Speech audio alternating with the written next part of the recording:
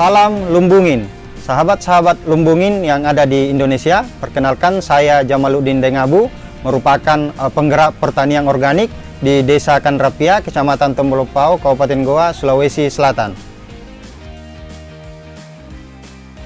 Di Desa Kanrapia merupakan penghasil sayur mayur. Desa ini kemudian menjadi kampung sayur, di mana saya lahir di desa ini, besar di desa ini, dan tinggal di desa ini. Desa ini memiliki sumber daya alam yang sangat melimpah, sangat luar biasa. Dalam per hari mampu menghasilkan puluhan ton sayur mayur yang ada di desa ini.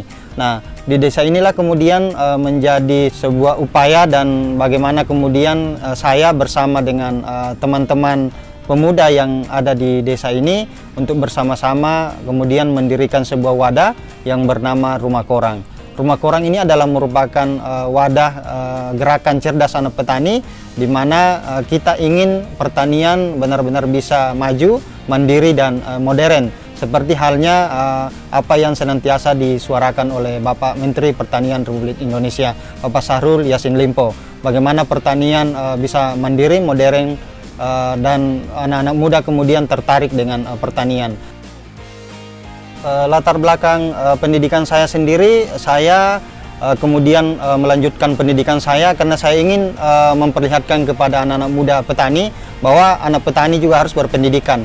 Menjadi seorang petani kita juga harus berpendidikan, sehingga saya ingin memulai di diri saya bahwa saya harus berpendidikan. Olehnya itu saya senantiasa bagaimana kemudian melanjutkan pendidikan saya, sehingga pada waktu saya selesai sekolah di SMA, kemudian saya melanjutkan pendidikan saya di Universitas Bosowa. Kemudian setelah itu, setelah selesai S1, kemudian saya melanjutkan pendidikan saya di Magister di Universitas Muslim Indonesia.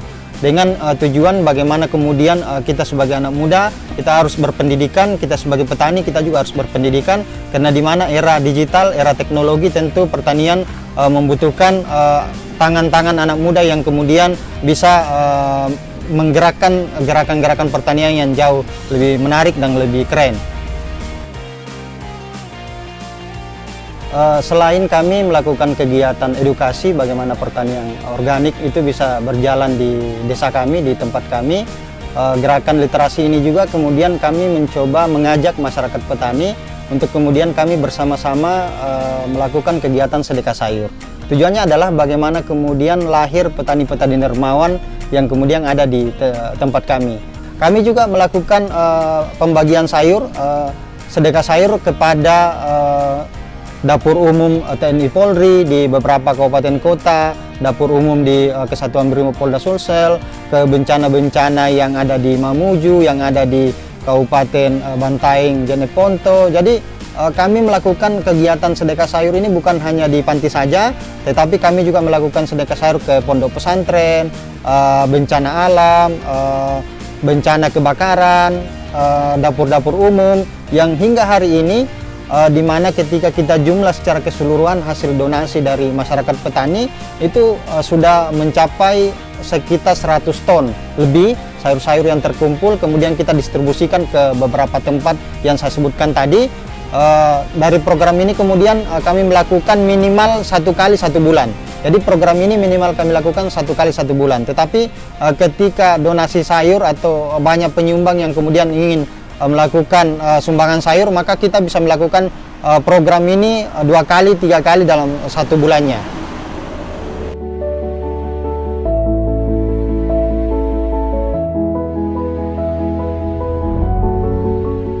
Ya, jadi kegiatan sosial ini sebenarnya bisa memperlihatkan bagaimana petani itu bisa eksis di tengah apapun, di mana saat ini kita dilanda COVID-19, petani itu bisa tampil di situ.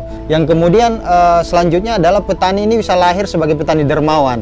Jadi bukan hanya sekedar mencari dolarnya, tetapi bagaimana dia mencari berkah daripada kegiatan-kegiatan yang kemudian dilakukan oleh petani itu sendiri. Harapan kita ke depan sebenarnya adalah bagaimana kemudian program ini terus bisa berkelanjutan, bukan hanya berhenti di 100 panti asuhan, di pondok pesantren, tetapi kita bisa menyasar banyak kegiatan-kegiatan yang lain. Nah, selanjutnya kami berharap bagaimana kemudian ini bisa ditiru oleh petani-petani yang ada di luar daerah kami, bagaimana para petani bergerak untuk kemudian memperlihatkan bahwa kita bisa memberi, kita bisa eksis, kita bisa memperlihatkan bahwa pertanian itu jauh lebih menarik, keren dan modern dari sebuah proses budidaya dari anak muda yang kemudian melakukan gerakan-gerakan pertanian. Demikian sahabat Lumbungin, mudah-mudahan apa yang kami sampaikan bermanfaat dan berguna untuk pertanian Indonesia ke depan. Salam Lumbungin.